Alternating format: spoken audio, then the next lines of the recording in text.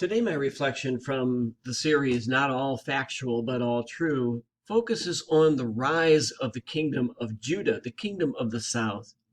The biblical story has it that the kingdom of Judah was strong. It was a powerful regional empire at the time of David and especially the time of Solomon.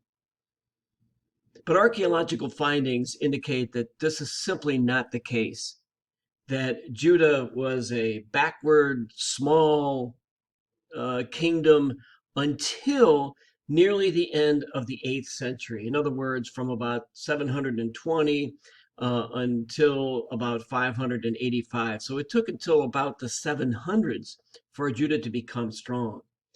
It became strong for two primary reasons. First, it became protected by the Assyrians, the same Assyrians who destroyed the kingdom of Israel. They decided to ally themselves with the Assyrians, and so they engaged in trade with them. The Assyrians supported them financially so that they could expand their farming and that kind of thing. And secondly, there were immigrants coming from Israel who did not want to be under the control of the Assyrians. And so there was a mass migration into Judah from the kingdom of Israel, which swelled the population of Judah by 15 times within a period of just a couple of decades. So if the stories of David and Solomon are not true, or are not factual, what is the truth that's being communicated in this story?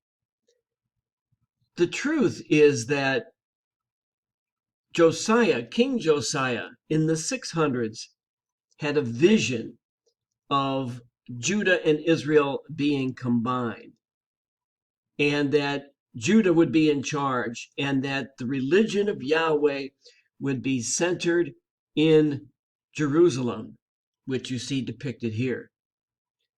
The other thing that he did was he had the history of the chosen people written in such a way that it appeared that Judah and Israel had long been a single people.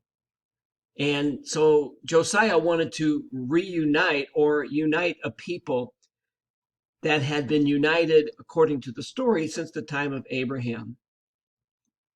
So what was his point, and what's relevant for us today? In other words, what's the truth of this story?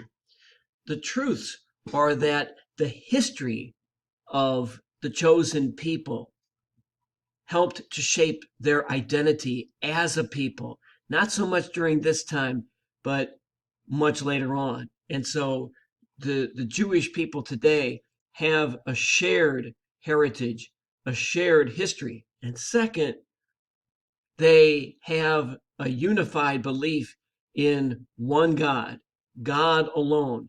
That's something that was encouraged by Josiah, and it's something that has endured within the Jewish faith and has been passed down to us as Christians ever since.